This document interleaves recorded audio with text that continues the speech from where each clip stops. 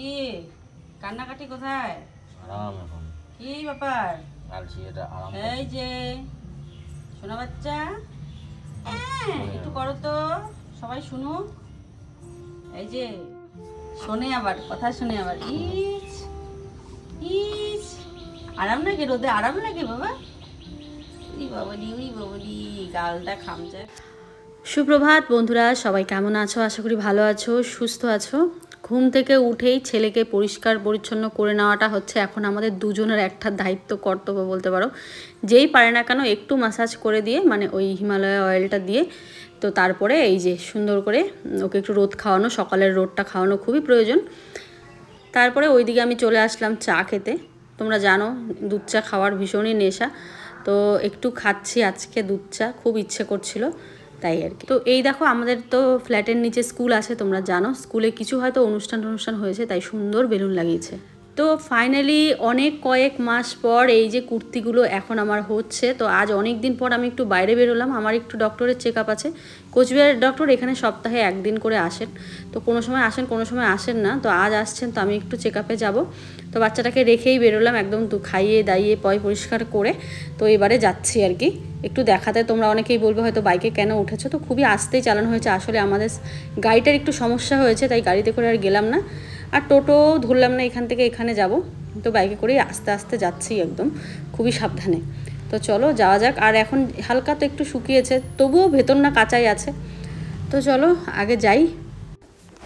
আজ অনেক দিন পর বাইরের পরিবেশ দেখে বেশ ভালো লাগছে, কিন্তু মনটা একটু খারাপ, কারণ আজকে বুনু চলে যাবে। এতদিন আমরা একসাথে ছিলাম, আজকে বুনু চলে যাবে। ব্লগটা অনেক দিন আগের, যদিও বা মিনিমাম অনেক দিন বলবো না, 3-4 দিন আগের ব্লগ এটা। বুনু যেদিন চলে যায়, হচ্ছে পয়লা বৈশাখের আগের দিনের ব্লগ বন্ধুরা। তো অনেক দিন পর কুর্তিগুলো পরলাম, একটু টাইট হচ্ছে কারণ একটু পেটের দিকটা তো তোমরা বুঝতেই পারছো, একটু ফুলে আছে আর কি। কবে যেগুলো ঠিক হবে কে জানে। তো এই দেখো এখানে প্যান্টগুলো দেখছিলাম, আর দোকানদারকে বলছিলাম যে কাকু এই প্যান্টগুলো কি 7 বছরের বাচ্চার হবে? বলে তোমরা কি চোখে মানে ইসে নাকি তোমাদের, তোমরা বুঝতে পারছো না, এগুলো ছোট হবে। তো আমরা মনে করছি কি আয়ুষ সেই আগের মতনই আছে, আয়ুষ যে বড় হয়ে গেছে সেই জিনিসটা আমরা মানে চোখেই ভাসছে না আর কি। সত্যি বলছি, এমন একটা দাদা না, আয়ুষের বাবা বলছে এটা ছোটো হবে না, আমি বলছি, কিন্তু দোকানদার কাকু যিনি দাঁড়িয়ে আছেন উনি বলছেন, বলে আমি যদি আজকে খারাপ জিনিস দিই তোমরাই এসে বলবে যে কাপড়টা খারাপ, ফেটে গেছে প্যান্ট বসতে বসতেই, তো কেন দেবো এটা, তুমি এক সাইজ বড় নিয়ে যাও, ওটা হবে, এটা হবে না। তারপর কাকুর কথাই মেনে বড় সাইজ নিলাম আয়ুষের জন্য।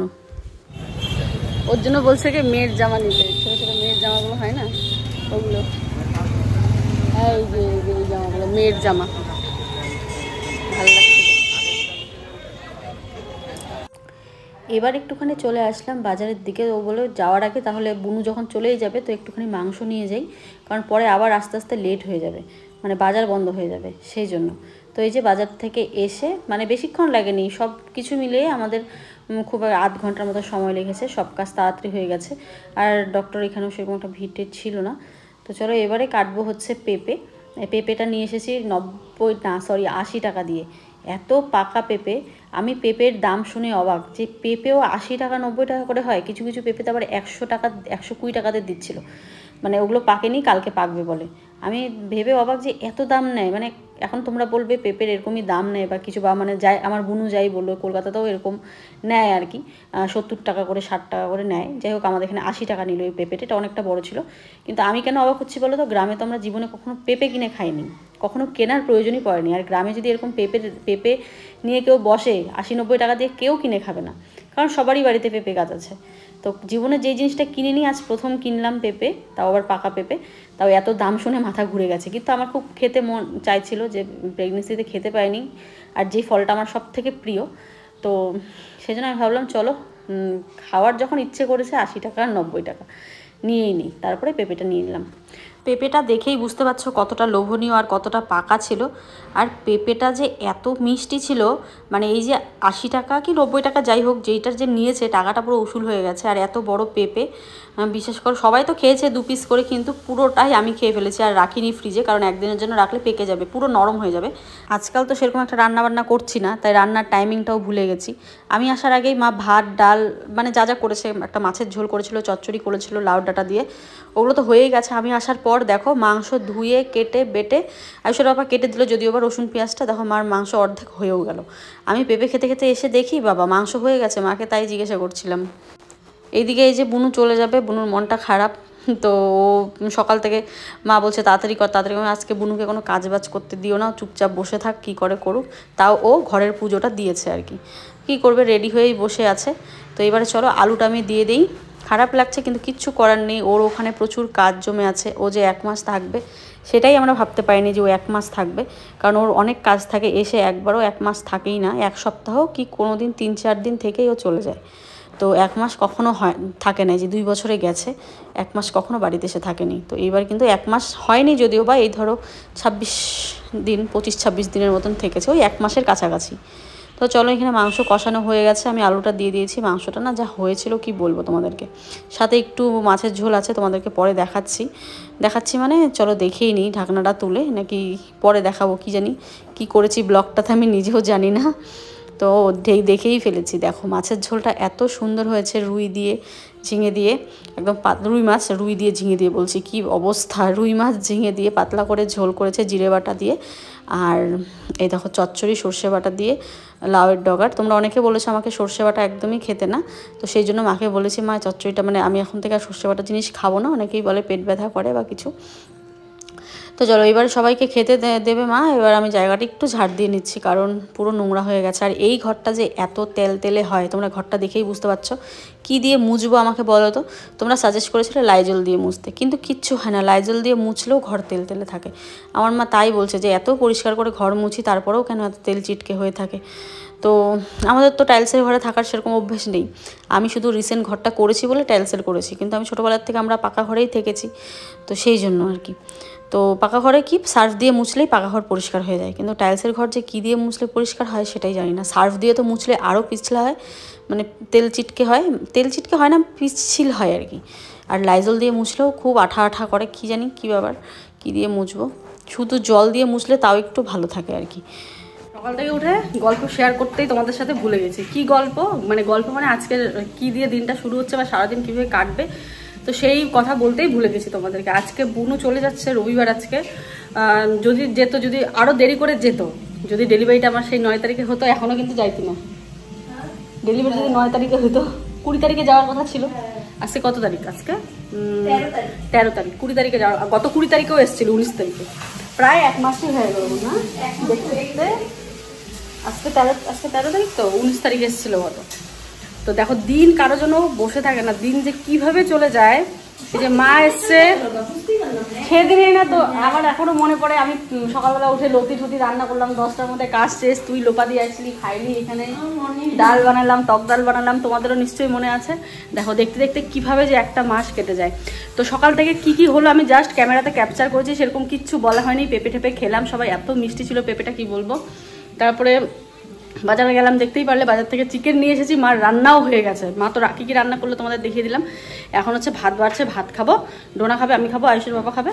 আয়ুষ একটু পরে খাবে বলে এখন খাবে না, আমি খাবো কেন, সকাল সকাল খেতে হয়, না হলে পরে অসুবিধা হয়, দেরি হয়ে যাবে। এই ডোনার জন্য আমার টিফিন বাড়ছে, ওই যে। চলো এবারে তাড়াতাড়ি করে। তুমি কতগুলো বাড়তেছো মা? তুমি ভাত কিন্তু অল্প দিও মা। দেখো মাংসটা সুন্দর কষানো হয়ে গেছে, মাংস দিয়ে প্রচন্ড জল বেরিয়েছে।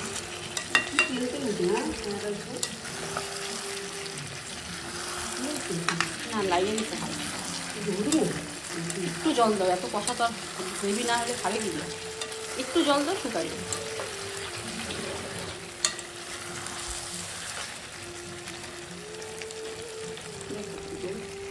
দাও, দিয়ে দাও একটু লাগবে, দিয়ে দাও। হ্যাঁ হবে, ঝোলটা একটু ফুটলেই হ্যাঁ।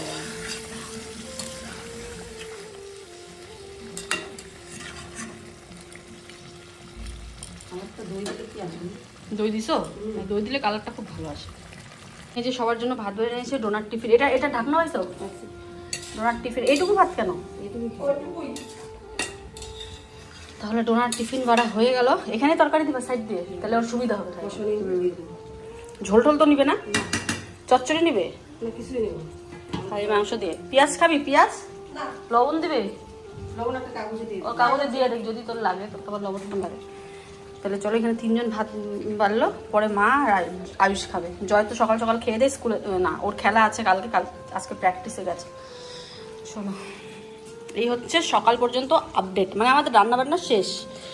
কলা পাইকে গেছে মা, বাবা কি সুন্দর। দেখো বন্ধুরা, কলা পেকে গেছে। ওই যে সেদিন যে এনেছিল মা, সত্যি তো, পাপা তো ঠিকই কইছে, নাহলে তো এগুলো গাছে পাইকে যেত বলা।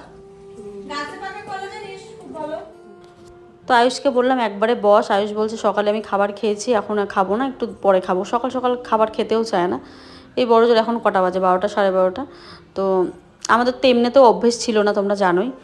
শুধু এখন বেবি ব্রেস্ট ফিড করবে বলেই আমাকে সকাল সকাল খেতে হয়। আর সকাল সকাল এরকম খেতে থাকলে আরও ঢোল হয়ে, ফুলে ফেপে ঢোল হয়ে যাব। জানি না কবে থেকে প্রপার একটা ডায়েট মেনটেন করব, মানে হেলদি ডায়েট আর কি। কারণ দেখো, সোশ্যাল মিডিয়ায় কাজ করলে যদি এরকম ফুলে ফেপে ঢোল হয়ে যায় তাহলে আর কাজ হবে না। অনেক রকম প্রমোশনের ব্যাপার থাকে, প্রোডাক্ট বুঝতেই পারছো, সব কিছু মিলিয়ে। তো আবার সে আগের ফর্মে ফিরে আসতে হবে। না, খুব একটা রোগা তো হব না, মানে যেরকম আগে ছিলাম নর্মালি। এখন যেমন পেটের দিকটা একটু ফুলে আছে, হাত ফুলে, তো সেরকমই আছে। চচ্চড়ি মাংসটা একটু ফুটছে, ডোনার তো দেরি হয়ে গেছে। এই যে তোর, তুই উপরে বসলে বস, ওইখানে তো আসন নাই। মাছের ঝোলটা নিয়ে উপরে বস। আমার আসন লাগবে, এমন কোনো কথা নেই। তো পেঁয়াজ লাগবো না, আমি পেঁয়াজ খাবো না, আগে খাইতাম ঝোল। আর এই যে কষা মাংস। হ্যাঁ, শাকটা তাজা ছিল না, কি জানি, আগের আগে দিকে দিয়ে আমি ঝোল করে খাবো। মাছের ঝোল খাও, দিয়ে খাওয়া।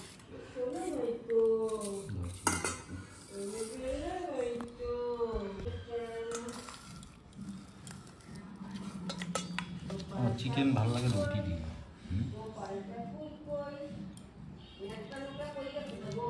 রুটি দাও। তুমি খাবো নাকি? এটা লেগ পিসটা এটা খাও না, খাও।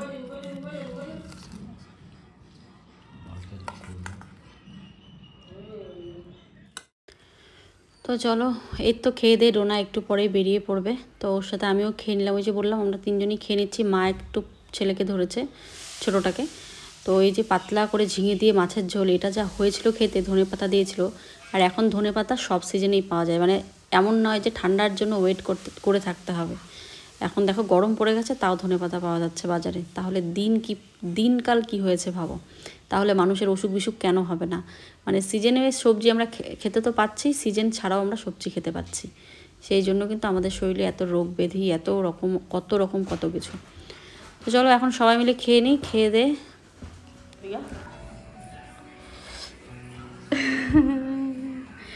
ছোট বাবাকে নিয়ে আছে, কেমন লাগতেছে ফিলিংস? হ্যাঁ, কাইন্দা দিছে। তো চলো, অনেক দিন ছিল না, এই জন্য খারাপ লাগছে। ছোট পুচকার অনেক জামা হয়েছে, তোমাদেরকে দেখাবো কে কি দিল না দিল, ঠিক আছে? বিশ্বাস করো, ডোনা চলে যাওয়ার পর আর কি ঘরটা একদম শুনশান হয়ে গেছে। এত লাফালাফি হাসাহাসি করতো ঘরটাতে, আজ একটা মাস থেকে ঘরটা পুরো ভর্তি। আমারও চোখের জল আমি আটকাতে পারছিলাম না, কিন্তু ওর সামনে দেখাচ্ছিলাম না। আমার জীবনে প্রথম, মানে ওর জন্য কাঁদছিলাম এত। আমি কখনো কান্না করিনি সেরকম। আমার মা কান্না করছে, মা তো কান্না দেখাচ্ছে না, কিন্তু আমি দেখেছি ডোনাকে নামিয়ে দিয়ে এসে মা ভীষণ কান্না করেছে। তো চলো, এখনও চলে যাবে, ফিরে আসছি নেক্সট ব্লগে।